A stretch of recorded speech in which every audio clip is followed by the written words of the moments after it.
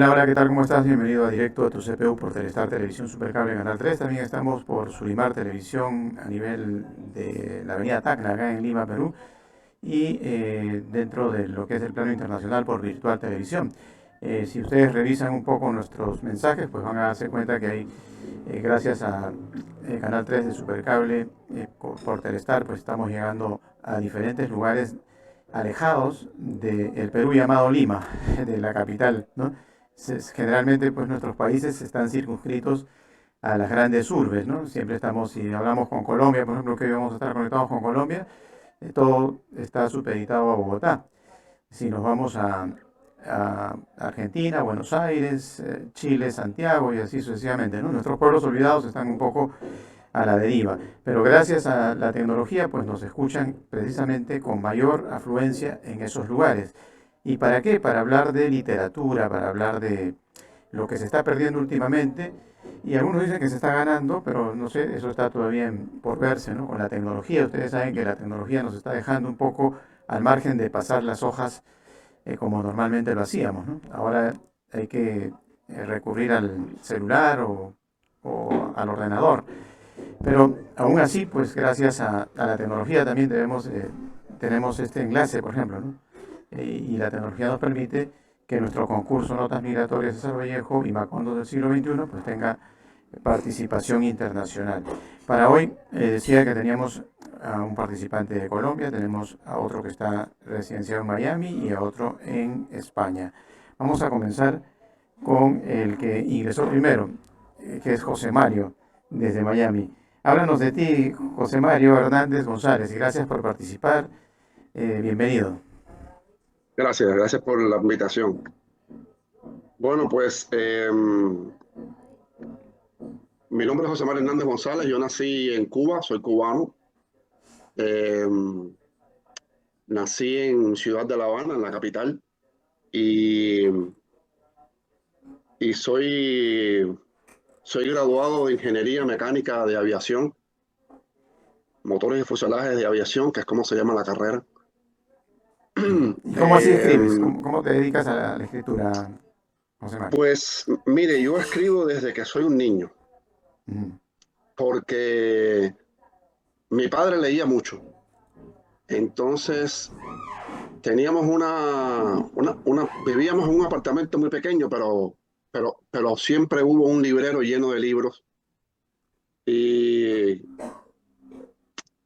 y verlo leer me inculcó la lectura también. Mm. Y entonces, en lo que yo leía, empecé a interesarme por escribir. Algunas veces mis historias eran interpretaciones de lo que yo leía, Mm. pero así fueron naciendo nuevas ideas. Entonces, en realidad, yo escribo desde que caramba, yo creo que desde los 10 años yo estoy escribiendo. ¿Y cómo llegas a nuestro concurso? Pues hace mucho tiempo yo en internet comencé a querer participar en concursos. Entonces, una de las páginas se llama escritores.org. Ujú. Entonces, escritores.org presenta concursos de todos los lugares. Me imagino de que toda la gente que está afiliados a ellos, ¿no? Porque es una página informativa. Tiene otros servicios, por supuesto, pero uno de los servicios es informar sobre concursos. Es muy probable que yo haya visto el concurso ahí, aunque Ujú. yo tengo dos fuentes más que, que voy viendo a menudo para ver si tienen cosas diferentes, que a veces los concursos que ellos ponen, estas otras dos fuentes coinciden con las de escritores.org, pero a veces no. A veces cada uno de ellos tiene cosas nuevas. Así que por ahí debo haber llegado. Bien, bien. Bueno, vámonos a tu texto, una pequeña introducción y luego vamos a ir ahondando más. El texto de José Mario Hernández es La Tercera Ola. Eh, Analíticamente, pues es bastante largo, pero vamos a intentar hacer un pequeño resumen, ¿no? El tono y estilo narrativo, el autor emplea una estructura en espiral que alterna entre lo político, lo religioso y lo cósmico, generando una tensión acumulativa hasta el clímax.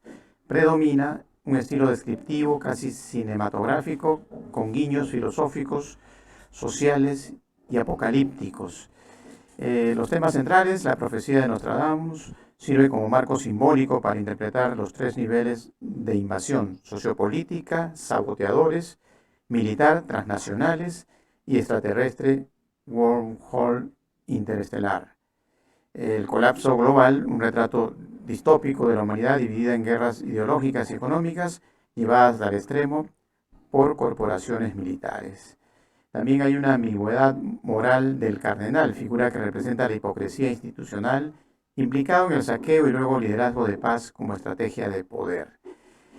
También se habla de una esperanza interplanetaria, de un desconcierto y vulnerabilidad humana, pero de eso seguiremos hablando luego. Háblanos sobre lo que acabo de mencionar, José Mario. Bueno, la tercera ola, em, primero probablemente decir que hace muchos años yo vi una serie televisiva estadounidense que se llamaba La Primera Ola. Estaba muy interesante, era de ciencia ficción, eso es lo que me gusta a mí en realidad. Y ahí fue donde yo vi por primera vez la referencia al pensamiento de Nostradamus o a la profecía de Nostradamus.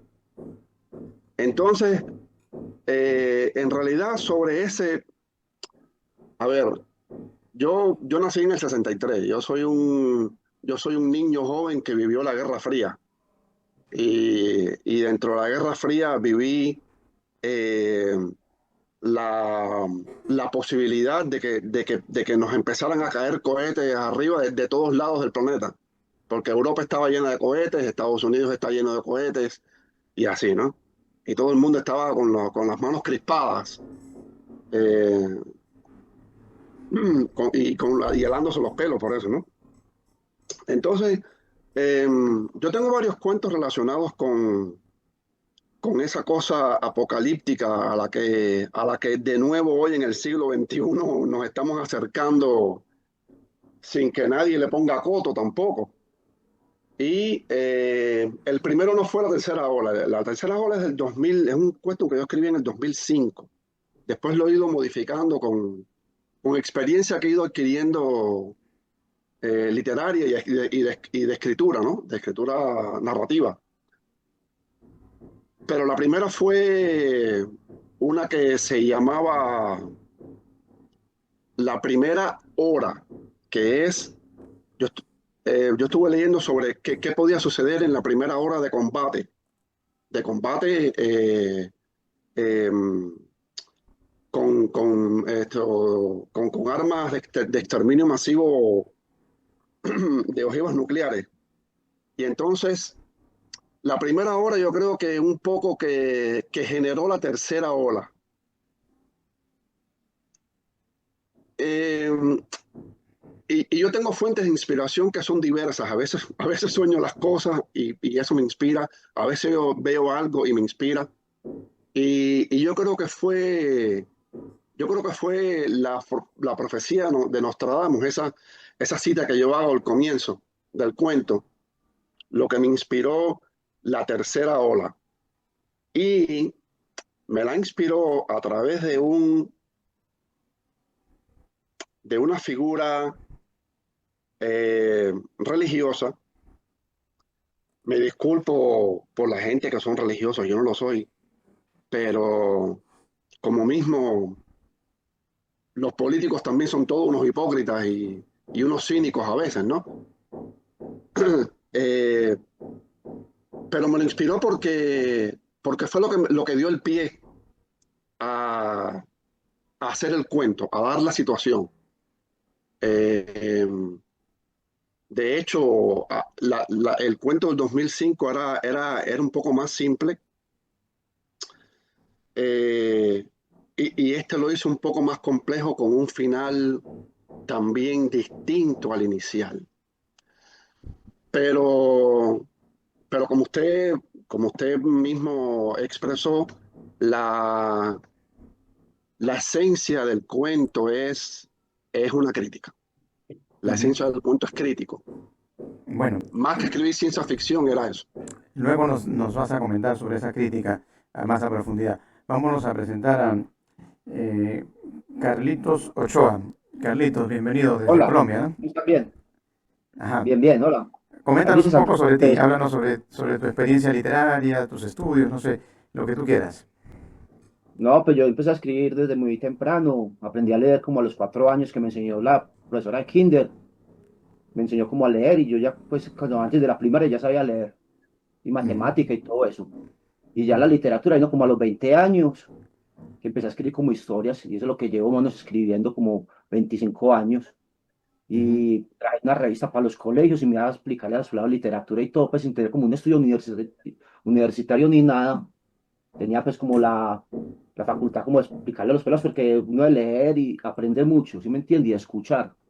Claro, Entonces me mantenía como leyendo y todo eso y ya después cuando me dio por escribir, sabía como que escribir y yo, qué bacano y ya me dediqué como a la literatura en sí, pero es algo como muy raro porque yo en sí me dedico más como a trabajar.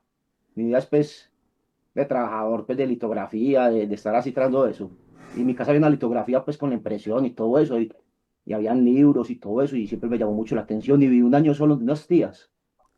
o Al sea que vivir un año solo, puedes imprimir tu propio libro tú, con las máquinas que no, tienes. no, porque eso es muy caro y eso se le sale a uno de las manos, eso sí, eso de verdad.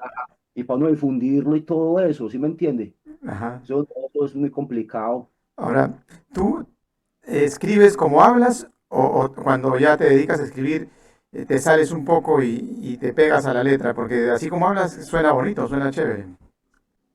No, es muy diferente, sí, son como dos formas, pues, ¿sí me entiende? De ser. Es más, yo le hablo a ustedes y me cuesta porque no puedo usar jerga, como hablo con Ajá. mis amigos que yo no le, sí me entiende. Pero Que sería no, bueno que te atrevas a describir un poco como hablas, porque suena bien, ¿eh? Suena diferente. Y tú sabes que lo diferente es lo que la gente busca, ¿no?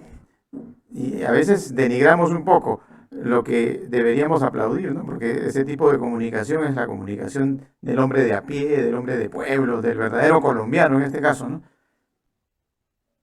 sí, ¿Mm? es bueno, sí, es bueno Ajá. trabajar Ahora, sobre eso. vamos a analizar un poco tu texto, ¿te parece, Dale, está muy Carlitos? bien. A ver, ya. Vamos a ver. Carlitos nos habla sobre historia de Dios y del diablo, los primos de Marte, ¿no? El texto combina una crónica familiar épica con elementos satíricos, históricos y costumbristas. Y ahí va precisamente lo que le estoy anotando, ¿no? Los costumbristas. Utiliza un lenguaje vivo, cargado de humor irónico y de observación crítica, especialmente hacia las estructuras familiares y políticas. También la política está aquí, ¿eh?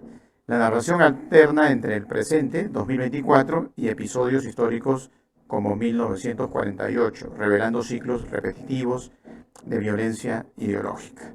Los temas centrales, la obsesión por el poder.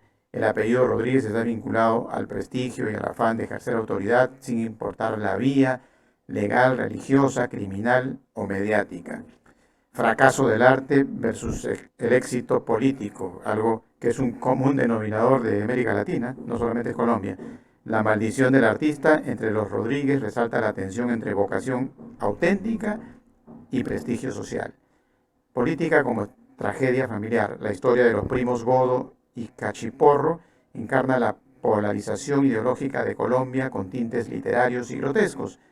Memoria como legado. La figura de la abuela Guillermina sintetiza el paso del tiempo como testigo crítico del devenir humano y sus contradicciones. Háblanos un poquito de todo ello, a manera de introducción, Carlitos. Pues que yo cuando hice el trabajo, pues son muy diversos. Yo, por ejemplo, a veces escribo y escribo como cosas medievales, todo lo que me gusta, ¿sí me entiendes? Son muy variado. Entonces, por ejemplo, con este texto, me gustó mucho el tema como lo político que pasó acá, pues entre lo que es vos, cachiporros, todo eso.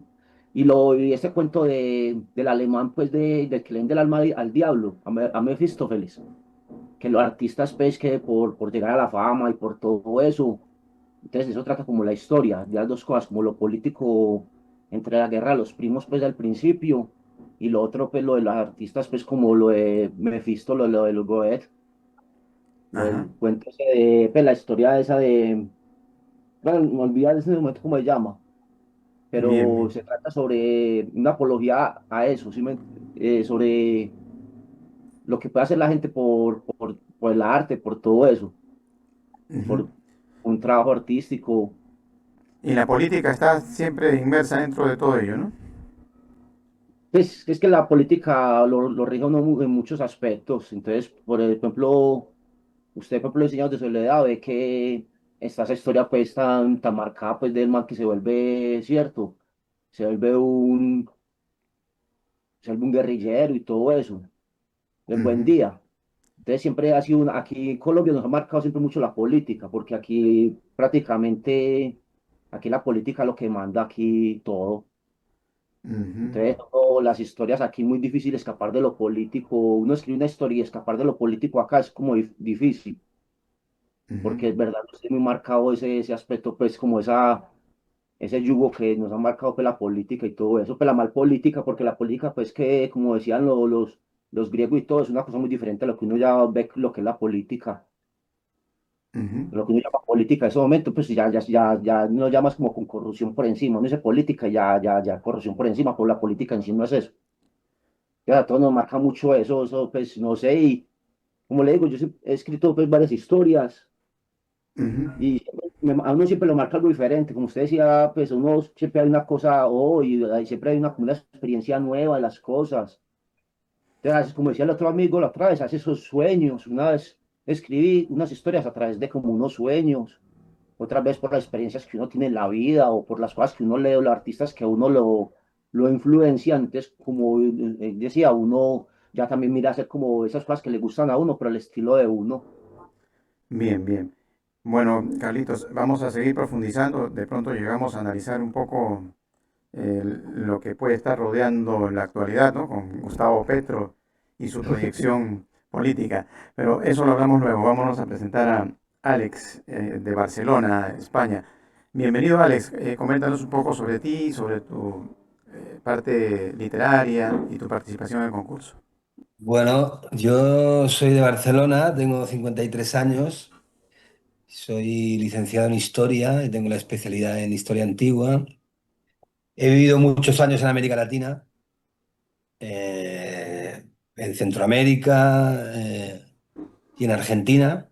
También viví en Uruguay, en Chile, pero la mayoría del tiempo en Argentina. Me casé con una argentina y volví a España hace 3 o 4 años. Y la pasión, bueno, yo a nivel de trabajos académicos he hecho por, Ujú, por mi bagaje académico, pero realmente empecé a escribir en febrero de este año. ujú, A escribir historias o escribir relatos inventados. Empecé con una especie de autobiografía de mi experiencia en Guatemala, que estuve trabajando con comunidades indígenas en el 96. Y me gustó, hice una especie de novela de unas 100 páginas, pero me cansé. Hubo un momento en que me quedé sin inspiración para seguir escribiendo. Entonces pensé en hacer un par de cursos de relato. Hice un curso de relato de una escuela de aquí en Barcelona online y otro por escritores.org, que creo que se llama José ajá, Mario. ujú, Ha citado antes, que es mediante el cual os conocí a vosotros y mediante bien, el cual mandé el relato. Entonces empecé a hacer un curso de relatos y vi que lo mío era el relato corto, que no era la novela para nada y que los relatos eran para mí una fuente de inspiración y una fuente de satisfacción tremenda. Y empecé a escribir y empezaron a surgir relatos y a través del primer curso que hice me dieron esta oportunidad, esta página para mandar los relatos a concursos y es lo que hice con el vuestro. bien, bien. Bueno, Alex nos presenta el duelo. Vamos a hacer un resumen, no de todo, porque recuerden que sus escritos son más extensos. Lo que hacemos es simplemente algo pequeño para que nuestra audiencia también tenga una idea de la calidad de los textos que nos envían nuestros participantes. Por ejemplo, el duelo. El texto despliega una narración reflexiva y detallista, teñida por la melancolía otoñal y la estética de lo artesanal. Se construye una atmósfera sensorial y simbólica, la ciudad vacía, La madera perfumada, el ritual de espera y la conversación erudita evocan una ceremonia narrativa. El autor usa un lenguaje culto y estilizado con referencias históricas, literarias y filosóficas, que convierte el relato en una meditación sobre el tiempo, la identidad y el honor. Los personajes principales, el narrador, afectado por un altercado vecinal que lo confronta con emociones intensas, busca refugio en el universo estético y gnóstico del maestro carpintero. Cornelio, Publio Cornelio, carpintero mitómano y erudito que mezcla arte, historia y filosofía en su oficio, se erige como guía espiritual y estético del narrador, simbolizando el poder transformador de la fantasía, el conocimiento y los rituales artesanales. Los temas centrales, el conflicto interpersonal y la ira súbita. A través del duelo emocional con el vecino, el texto expone la fragilidad humana ante el impulso agresivo. Esto suele suceder, ¿no?, en la vida diaria. El oficio como cosmos simbólico. El taller de Cornelio representa un microcosmos estético donde la madera, el olor y la espera se convierten en liturgia de sentido y belleza. La fantasía como afirmación identitaria. Cornelio reivindica un linaje romano y exige ser llamado Publio Cornelio Escipión. La fantasía, lejos de ser falsedad, se plantea como necesidad vital. Bueno, coméntanos un poco sobre esto, Alex. Pues primero decirte que me ha gustado mucho el resumen que has hecho. Me ha gustado mucho. Bien, bien. Sí, bueno, yo cuando escribo realmente no me planteo nada. Yo me siento delante del ordenador y me empiezan a fluir las ideas. A veces puedo hacer en media hora, puedo escribir 6 páginas y luego estar 3 días sin escribir nada. Y a veces estoy en la cama y me tengo que levantar porque de repente me he inspirado. Entonces yo en este relato he querido juntar mis dos pasiones, la historia, que entrelazo con el protagonista, que él dice ser descendiente de la gens Cornelia, que era una de las familias patricias más importantes de Roma, ¿no? Es un megalómano, Cornelio, ¿no? Se encanta a sí mismo. Ajá.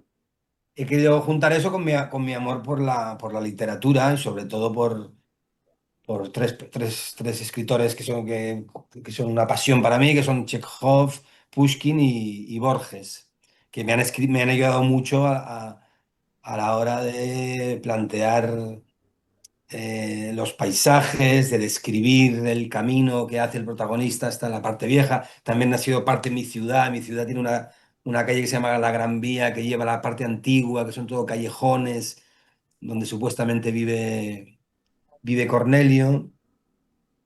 Y luego el tema del duelo, pues eso, coincidió que hay tres relatos de estos tres escritores que yo adoro, que se llaman El duelo, exactamente. Entonces dije, mira, vamos a entrar por aquí.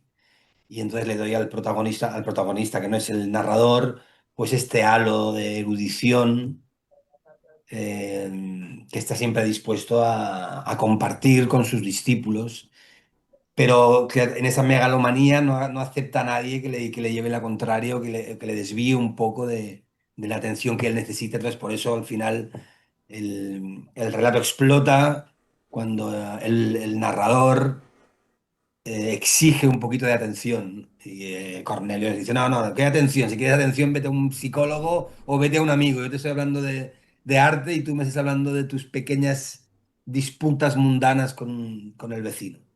Y bueno, un poquito esta ha sido la historia de la narración, del relato, pero me sale bastante espontáneo todo, no sé.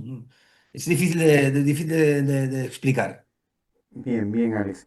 Bueno, recuerden ustedes que para consolidar un poco lo que viene a ser lo que nos comenta Alex, a veces uno escribe y uno como que no se termina de convencer a sí mismo, ¿no?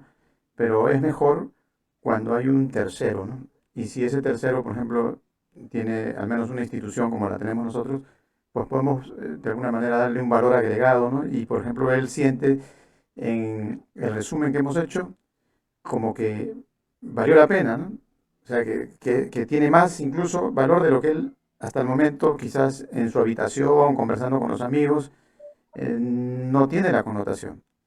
Pero llegando a estos extremos del concurso, por ejemplo, creo que puede consolidarse. ¿Por qué no, Alex, sacar tu libro y que se llame El Duelo también, ¿no? Pero eso lo conversamos ya de nuestro concurso, porque hay cosas que hay que hacerlas, pero no porque simplemente se trate de un negocio, sino porque hay una convicción de por medio, ¿no? Y el arte Totalmente. y lo que somos, ¿no? Porque realmente, ¿de qué sirve todo lo material si no tenemos este contacto espiritual que nos permite la literatura, ¿no? Esta parte creo que entonces tenemos que tratar de afianzarla, ¿no? Y de alguna manera todos los que nos participan también tienen la misma posibilidad de que más allá del concurso, pues, ¿por qué no? Consolidarnos en lo que nos gusta, en lo que viene a ser quizás una especie de hobby, ¿no? Pero ¿por qué no también convertirse a futuro en algo más significativo para nuestra vida, ¿no? Entonces ese va a ser el desafío. Vámonos a ir a un pequeño receso. Recuerda, estamos por Telestar Televisión Supercable Canal 3, también por Sulimar Televisión y Virtual Televisión. Luego venimos. Estén atentos para nuestra segunda parte, donde vamos a descubrir un poco más de nuestros invitados. Hasta luego.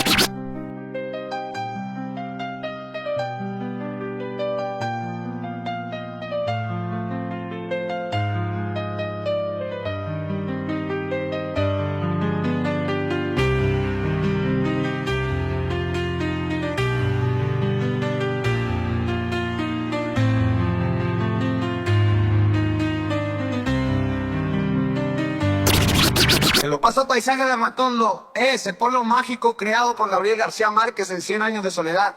Resuenan las historias de los Buendía, una familia atrapada en un ciclo interminable de grandezas y desgracias. José Arcadio Buendía, el visionario patriarca, fundó Macondo con sueño de progreso, siempre en busca de los secretos del universo, mientras Úrsula Iguarán, su incansable esposa, mantenía el hogar unido con su fuerza y sabiduría.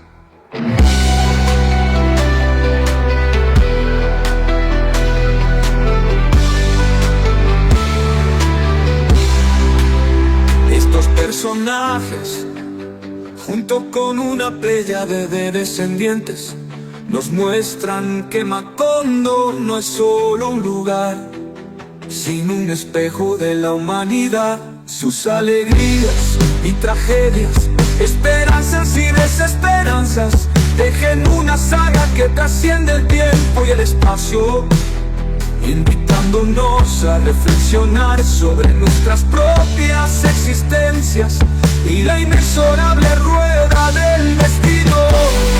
Así, los Macondos de García Márquez nos llevan en un viaje por los senderos de lo extraordinario, recordándonos que en la vasta narrativa de la vida todos somos, de alguna manera, habitantes de Macondo. Bienvenidos a Macondos del siglo XXI.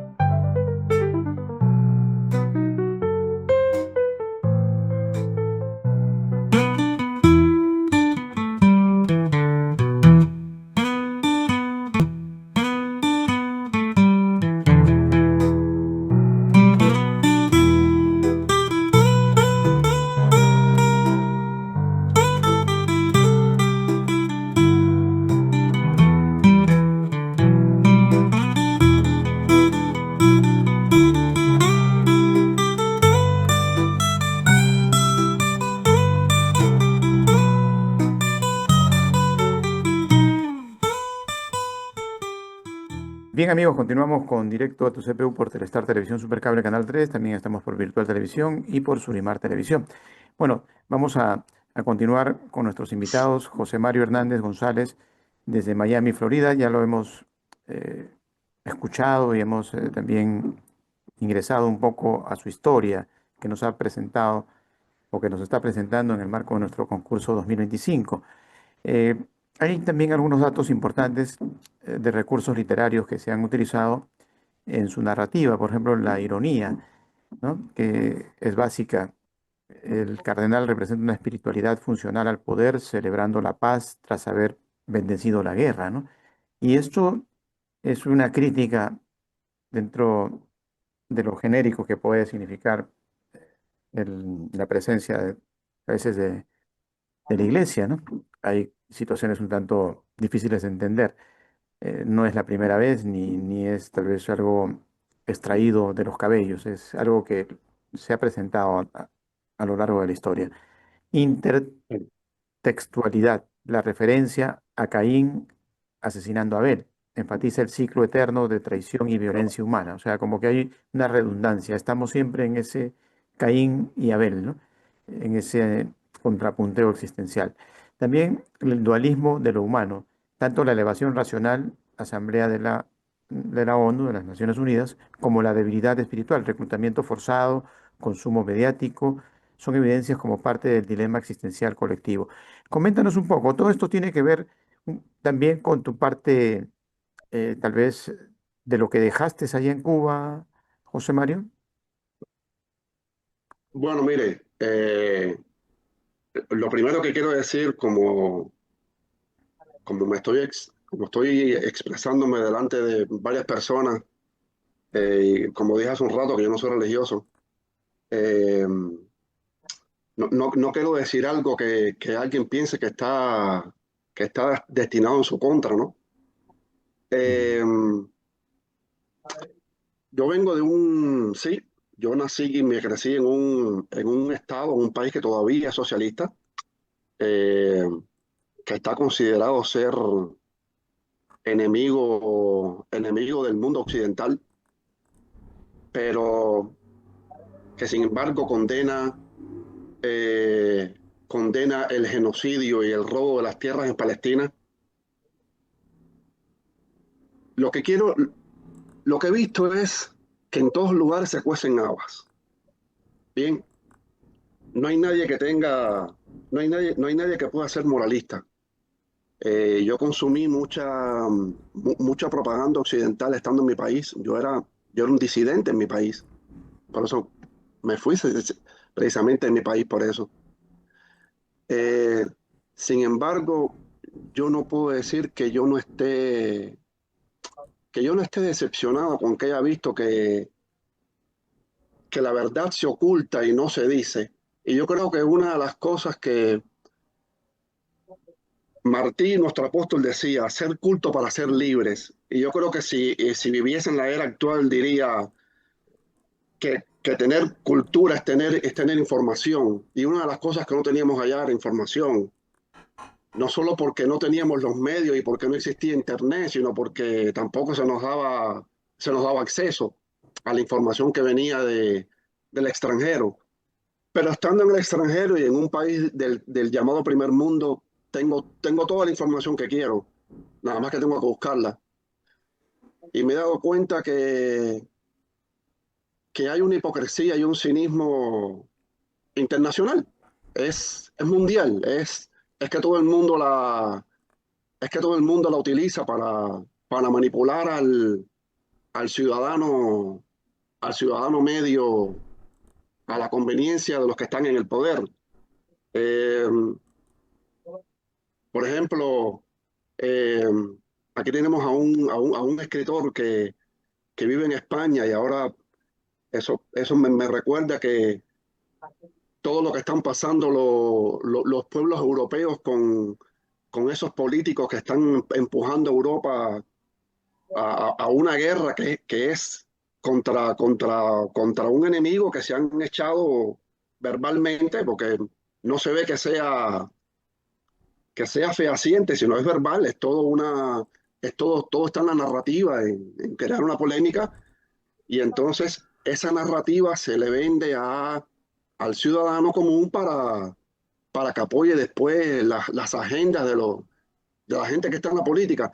Y entonces no, he visto que no es una sola cosa de gente que está en un poder, en un estado socialista, sino es gente que está en el poder en el sentido general de la palabra. En la historia que yo hice, no es que me haya enfocado en criticar a la iglesia. Yo no soy ateo para criticar a la iglesia, no es en eso. La, la figura esta del cardenal en su cinismo de pertenecer a una cabala, vamos a usar las palabras que están en el dominio público, ¿no? de hoy, de la geopolítica de hoy. Este cardenal que pertenece a una cabala, que también que se pronuncie en favor de la paz y qué sé yo. Además hay no sé si se entendió en el cuento que hay un guiño hecho también a la propia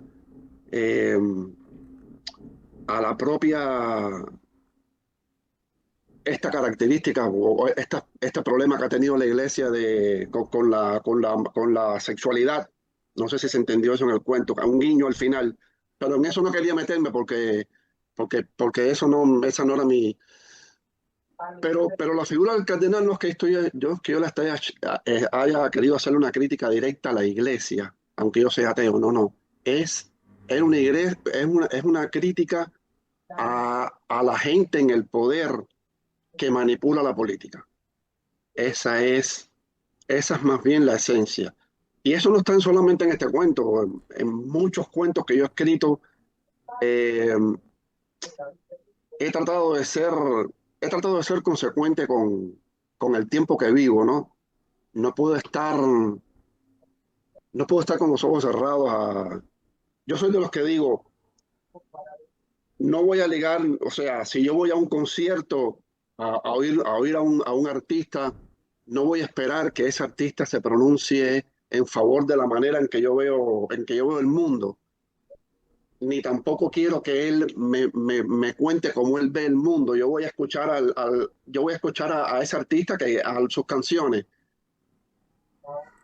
pero no puedo negar ser una persona de mi tiempo, y sobre todo una persona informada dentro de mi tiempo, que ahora yo más que nunca sigo la geopolítica con muchas de estas personas que son analistas, muy buenos analistas europeos, de América Latina, que están aportando su conocimiento y nos están aclarando las cosas como son, precisamente para no ser esclavos de la narrativa que tiene el poder. Entonces, Ajá. de eso va la tercera ola. Bien, bien. De eso va. Una pregunta y una respuesta corta. ¿Qué significa que Sí. el agujero de gusano genere una forma floral en su explosión? ¿Es esto una metáfora deliberada del florecimiento del caos? No exactamente, no, más bien eso es, yo soy como usted dijo en la valoración, muy descriptivo. Eso lo aprendí de gente como Julio Verne, como Emilio Salgari, como Howard Phillips Lovecraft. Yo vengo de esa gente, ¿no? De haber leído esa literatura universal. Y, y no, más bien era una descripción del proceso dentro de la narrativa. Pero Ujú. suena muy bien eso que usted ha dicho. Bien, bien.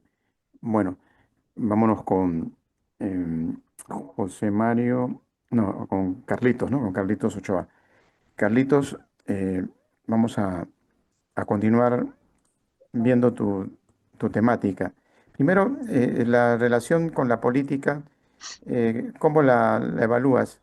Viéndonos, por ejemplo, a la actualidad de Colombia, ¿no? Sin ánimos de ingresar a una conversación estrictamente política, pero ha habido un giro, ¿no? Llegó a la presidencia, pues, Gustavo Petro, que por años estuvo tratando de llegar al poder. ¿Sientes que tu texto, por ejemplo, ha cambiado con la llegada de él al poder o todo sigue igual y igual hubieses escrito este texto, esté quien esté en el poder, porque todo sigue igual? No, pues que lo de uno tiene que ser más global, porque es que la política no es que lo de Gustavo Petro, no como decía ahorita muchos cubanos, eso viene de atrás de los cubanos y uno va a mirar, y eso va desde el principio de la historia. Entonces, por ejemplo, el texto lo escribí no tanto por la política que se vivía en el tiempo, eso fue hace por ahí 6 o 8 años que escribí esa historia, Ujú, y fue más bien con, pues como la idea de expresar pues como algo como esas diferencias que siempre ha habido en la política, pues como que eso es lo que me llamó, pues como lo que me inspiró ahí, como que las cosas que se dan por las diferencias que hay en la política.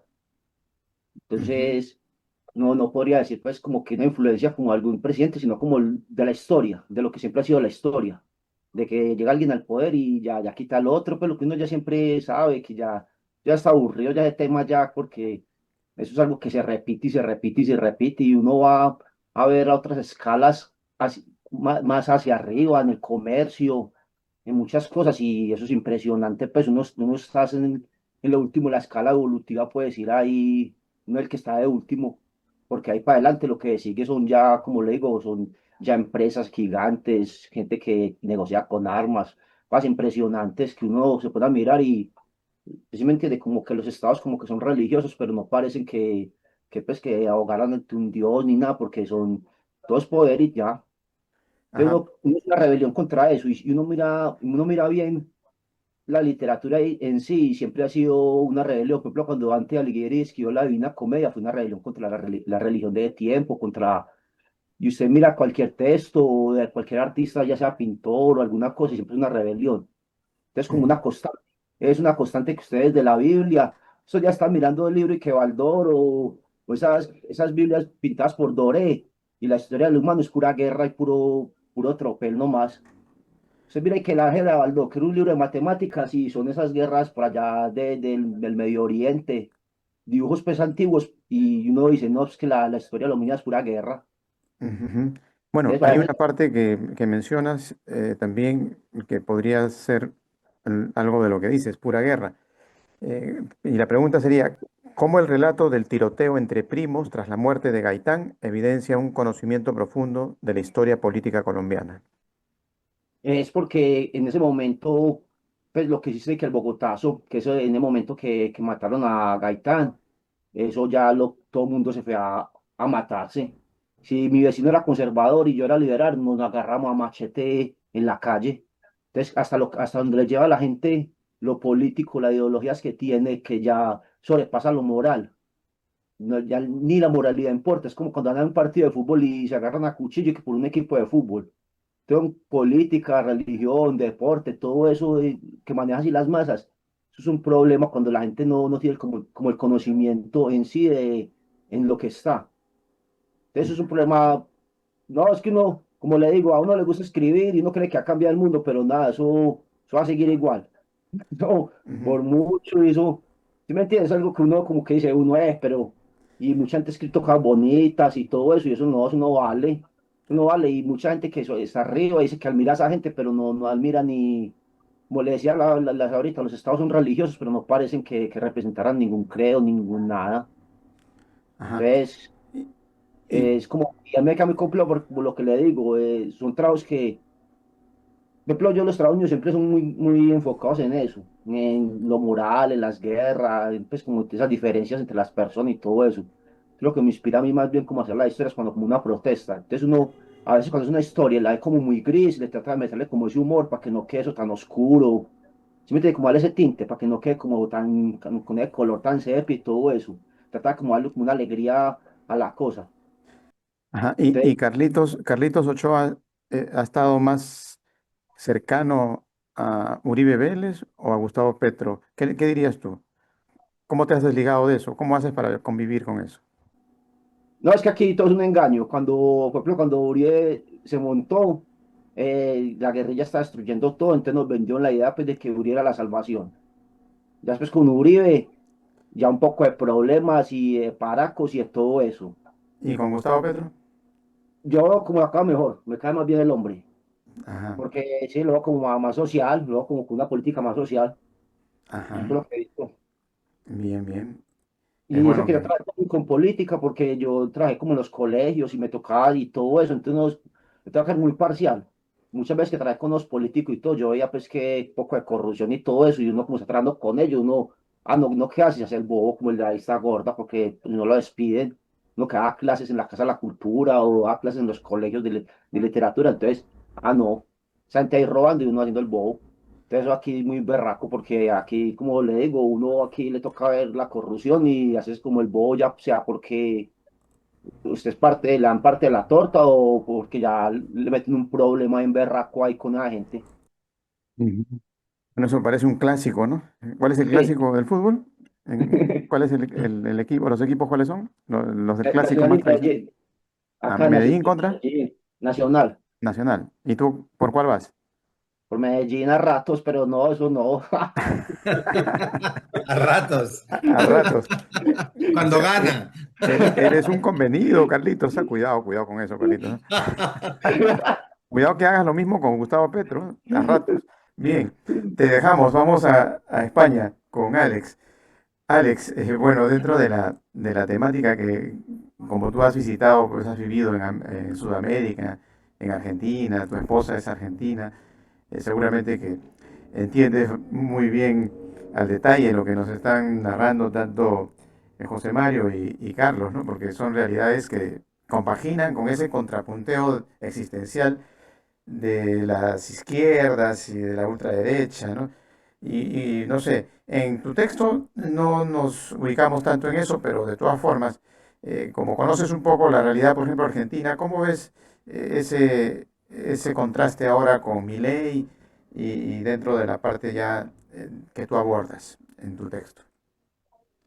Bueno, yo para empezar, quito de los relatos, la primera novela que escribí, que está inconclusa, sí que estuvo más politizada, porque cuenta mi experiencia en Guatemala. Como te he dicho, estaba en comunidades indígenas alfabetizando, yo fui en el 96, justo cuando se firmó la paz, después de 30 años de conflicto armado interno entre la URNG y el ejército guatemalteco. Ujú, Y la mayoría de gente que estaba en la comunidad donde yo estaba eran todos desmovilizados de la guerrilla. Por lo tanto, he estado ciertamente vinculado a la política y, bueno, me considero de un sector determinado de la política.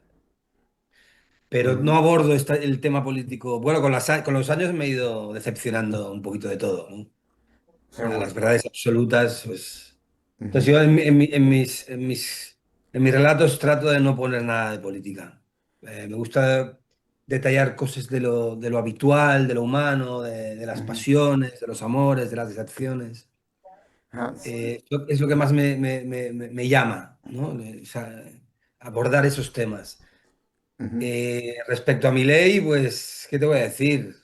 Mi mujer es peronista, kirchnerista, odia a Milei a muerte y yo mucha simpatía a Milei. Y La quizás verdad por que eso no estás en entiendo. España de vuelta, ¿no? Sí, sí, esto es en España de vuelta. Bueno, tú Bueno, piensas que Milei, aquí en España también tenemos lo nuestro. En cuanto a corrupción, no sé si llega a las noticias, pero mm, los dos partidos grandes, el PP y el PSOE, están hasta arriba de corrupción. ujú, Cuando viene Milei a España, en la Comunidad de Madrid, que son del PP, le dan las llaves de la ciudad, lo nombran hijo pródigo.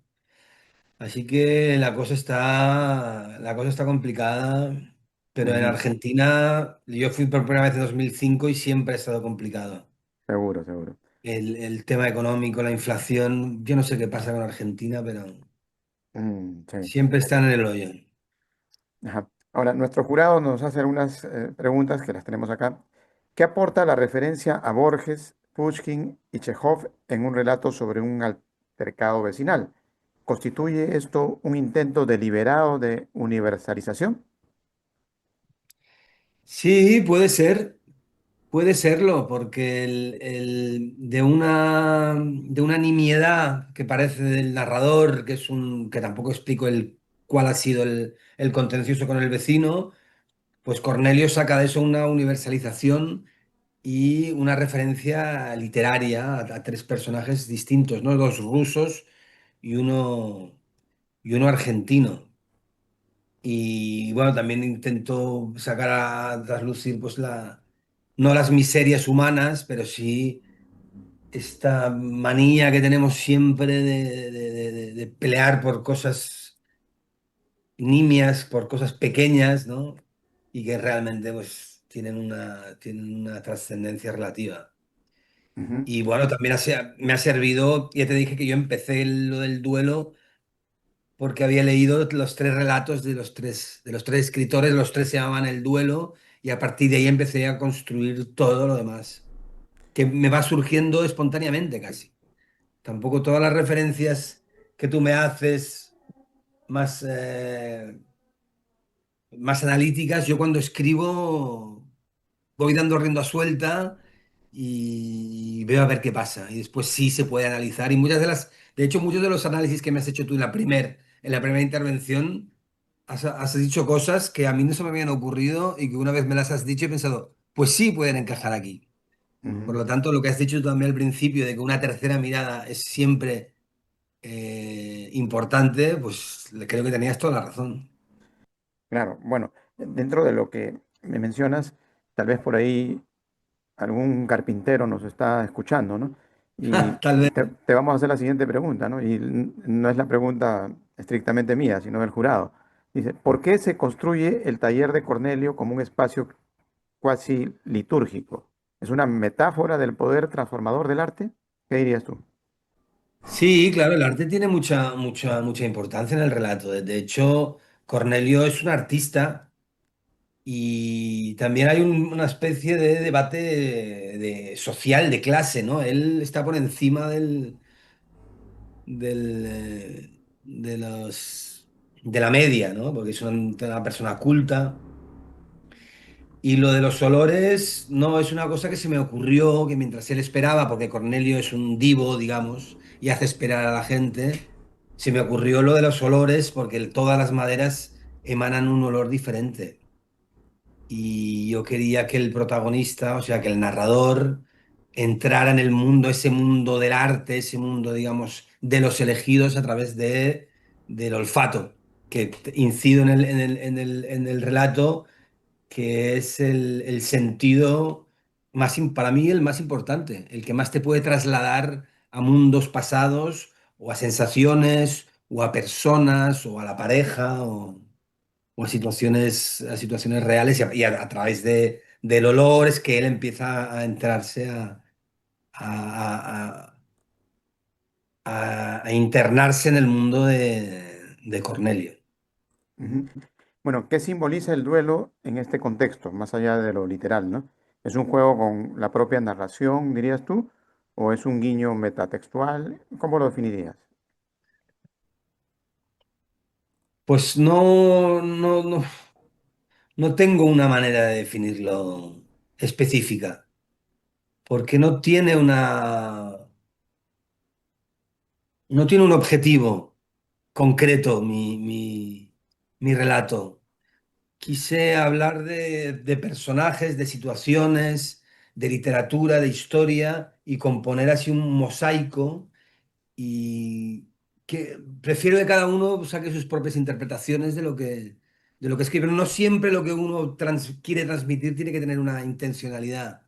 Y no sé si la tiene el relato que yo escribí, más allá de todo lo que cuento y de la complejidad de los personajes. Y he querido hacer un cuento que sea bonito, ¿no? Yo, por ejemplo, antes de escribir, lo visualizo todo en el cerebro y por eso detallo cómo era la avenida, los árboles, las hojas en el suelo, y estas descripciones del zaguán donde espera el narrador, pues son para mí cosas muy importantes del relato y de los referentes que yo tengo, ¿no? Por ejemplo, yo soy un gran lector de Chekhov y Chekhov se fija mucho en estos detalles y a priori hay muchas historias de Chekhov que no tienen ninguna trascendencia, son simplemente el día a día de dos personas que se encuentran y se cuentan lo mal que están por por una decepción, por un desamor. Las pequeñas cosas de la vida son lo que realmente me interesa a mí.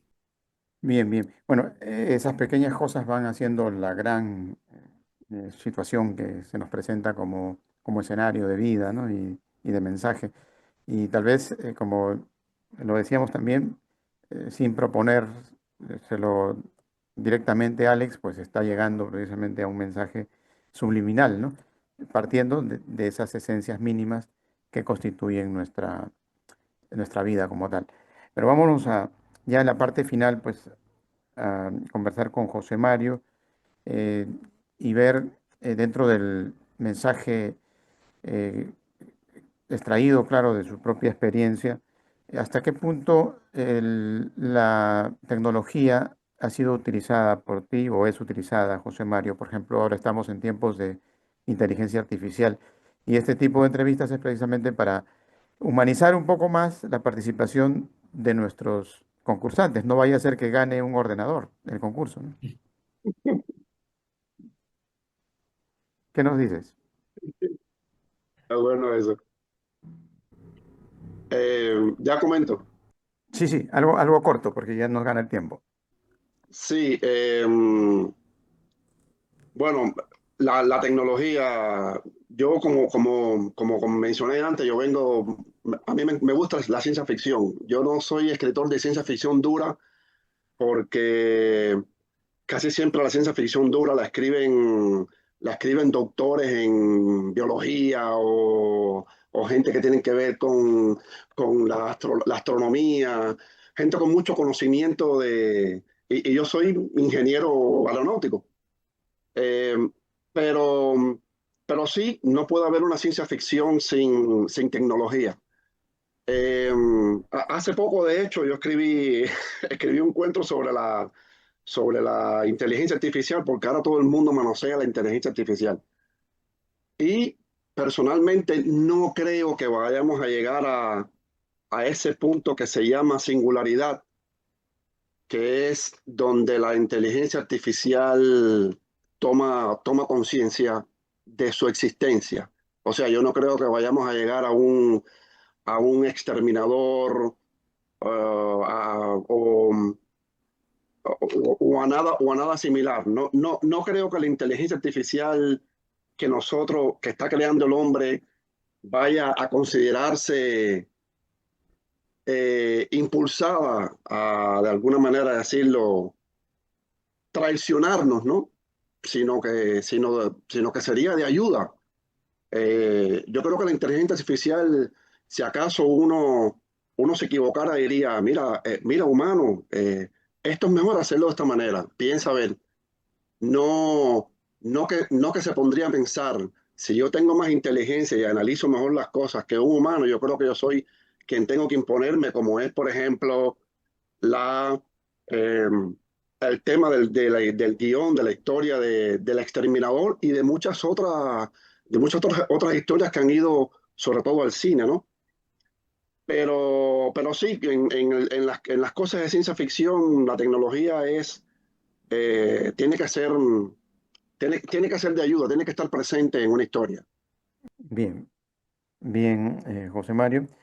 Carlitos, la misma pregunta. ¿Hasta qué punto, por ejemplo, cuando te has dedicado a recopilar estos relatos que nos has enviado para el concurso, pues has utilizado la inteligencia artificial o en síntesis, la tecnología? ¿O tú eres de aquellos que se resisten y están circunscritos solamente a lo que era lo tradicional, ¿no? El lápiz, el papel? O coméntanos al respecto. Pues, hola, ya, ahora sí. Sí. Pues me dio Lidia poner Zoom. Ahora no sé ni cómo va a instalar yo una inteligencia artificial en el computador para que me ayude ahí. No sabría ni quién la ha buscado. Y pues, y yo la veo a veces como muy práctica, pero como el dibujo y todo eso. Eso que me parece muy fría. ¿Sí me entiende? Alguien hace un dibujo y le mete como algo de alma, pero yo veo esos dibujos de inteligencia artificial y me parecen como demasiado fríos, como que le falta de sentimiento, pues que le puede dar una persona. Por ejemplo, lo que está hablando ahorita José Mario sobre la inteligencia artificial, pues de apoderarse. Hay un libro que llama y que el alma está en el cerebro, no me acuerdo cómo el autor, pues yo me lo leí varias veces por algo. Y es que una máquina no tiene ambición, no tiene codicia, no tiene las cosas que nosotros tenemos. Una máquina es fría, una máquina para lo que está diseñada. Entonces, por ejemplo, esa singularidad nunca se va a lograr porque, pues, como si nosotros nos mueve la ambición, el amor, la ira, ¿sí me entiende? La necesidad. Una máquina no tiene ninguna necesidad de esa. Ante una máquina nunca, eso es lo que estudian, pues, los que estudian la inteligencia artificial. Los científicos, pues, que estudian eso, dicen, pues, que es una máquina, nunca va a crear sentimientos, entonces nunca va a sentir necesidad de apoderarse de nada. Se va a quedar ahí tal como se creó. Y pues como para uno utilizarla, no, pues, yo me acuerdo que uno empieza con el lapicero, pues, y después la máquina de escribir, después el computador, que es muy más práctico para corregir y todo eso, o para Ujú. investigar lo que es el Google, que uno necesita saber algún dato, alguna cosa, y uno ahí lo es como una biblioteca y busca lo que quiera y pues ahí se asesora y mira bien la información. Antes le toca ir a una biblioteca y mirar y consultar, ahora usted lo escribe y el mismo, ahí te lo busca, hay como un bibliotecario te llega y te da toda la información ahí de una. También en la biblioteca te dan varios libros y usted empieza a mirar. Y eso también era bonito porque uno buscando e investigando, uno aprendía otras cosas. Ahora toda la información está, vea, eso es, entonces usted no tiene que pasar por otros filtros, usted va directamente a lo que está buscando. No era como cuando usted abría un libro de algo que usted empezaba a mirar y veía varias cosas. Entonces, Ujú. lo de la tecnología, lo que le digo, por la parte de investigación y todo, eso es bueno. Bien, Entonces, bien, Carlitos. Bueno, gracias por tu participación. Vámonos con Alex a Barcelona. Alex, la misma idea, ¿no? ¿Hasta qué punto Bueno, te bueno, yo con, sientes un poco identificado con este momento de tecnología? yo con lo que me ha costado conectarme primero con el celular y luego con el ordenador, os dais cuenta de lo poco que sé de estas cosas. Yo nací en el 71, tengo ya 53 años y todo esto de la inteligencia artificial no me interesa lo más mínimo. Por supuesto, mis relatos no los hago ni consulto nada porque yo hago los relatos porque me hacen sentir bien y me hacen sentir a gusto y disfruto y soy feliz haciéndolos. La inteligencia artificial no me interesa para nada, me es totalmente ajena, no sé de qué va y espero morir antes de que este mundo esté Robotizado. manejado. Te lo digo en serio. Yo todavía soy el de Terminator. bajar a tomar una cerveza con los amigos, el teléfono lo mínimo con los WhatsApps y no solo la inteligencia artificial, la tecnología en general es que me interesa poco, me interesa Ujú. poco. Bien, bien. Y bueno, me parece muy bien esta metodología que tenéis de hablar con la gente. No es para tiraros flores, pero realmente me parece muy interesante. Bien, bien. Gracias, Alex. Bueno, vamos a seguir en contacto. Recuerden que el concurso está vivo, ¿no? Y tiene que estar vivo porque normalmente pues tú envías tu texto a los concursos y nada más, ¿no? Exacto. Y como somos seres humanos, pues tenemos que demostrarles a esos que están apareciendo ahí en escena, que son la tecnología, la robótica, la inteligencia artificial, de que estos concursos son humanos. Ese es el Totalmente. principal mensaje, ¿no? Y gracias más bien a ustedes por existir y más allá del concurso, incluso a seguir contactándonos para ver, ¿por qué no? eh, hacer realidad esos sueños literarios de cada uno de ustedes, porque como hemos podido observar, todos tienen absolutamente un valor agregado que por sí mismos a veces no nos damos cuenta, ¿no? Y pensamos de que simplemente nuestros amigos es para la familia, pero puede ser universal, ¿por qué no? Los mensajes son muy buenos, ¿eh? Así es que a Gracias. considerarlo, recuerden que la cita es por Telestar Televisión Supercable Canal 3, también estamos por Surimar Televisión y a nivel internacional por Virtual Televisión. Recuerden nuestra página web también fundacionuniversidadhispana.com. Hasta la próxima. Gracias, Gracias Gracias. por todo. Gracias. Hasta Adiós. luego. Alex. Un abrazo. Un Un placer. abrazo a todos. Un Gracias. abrazo. Chao. ¿Qué tal amigos? ¿Cómo están? Estamos en plena feria del libro y ustedes pueden notar de que ha habido un apagón. Se está iniciando la feria del libro con un pequeño detalle, ¿no? No es para criticarlo, pero sí es preocupante, ¿no? De que se empiece la feria del libro con... Tal vez sea un simulacro, esperemos que sea eso. Bueno, ya se reactivó.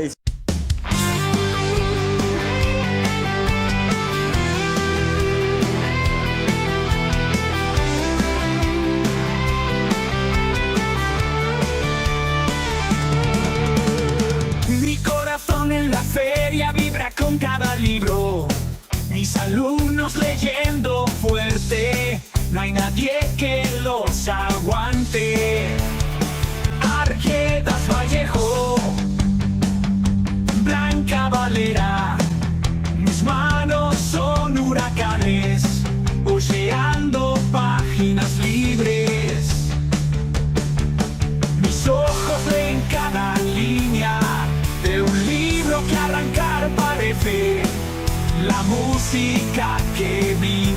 la sabiduría que engendra al lector de la Filima. Cervantes, Víctor Hugo, Dante Alighieri, pasión en las venas, cada libro un estallido, el público con un solo grito, en cada stand un latido. Mis alumnos leyendo fuerte, no hay nadie que los aguante. Vargas Llosa, Bryce Echenique. Mis manos son huracanes, hoceando páginas libres.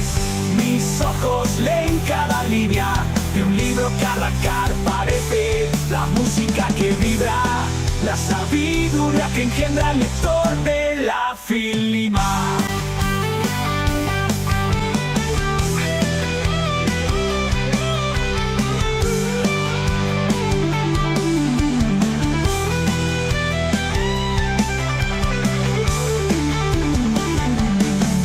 Cervantes, Víctor Hugo, Dante Alighieri, pasión en las venas, cada libro un estallido, el público con un solo grito, en cada stand un latido. Mis alumnos leyendo fuerte, no hay nadie que los aguante.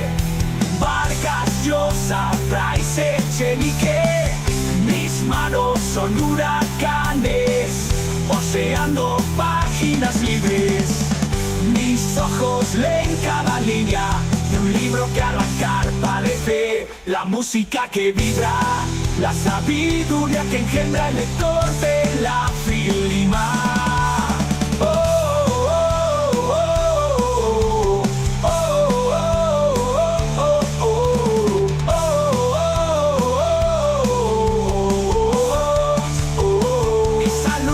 Leyendo fuerte, no hay nadie que los aguante. Vargas Llosa, Bryce Echenique. Mis manos son huracanes, hoceando páginas libres. Mis ojos leen cada línea de un libro que arrancar parece. La música que vibra, la sabiduría que engendra el lector de la Filima.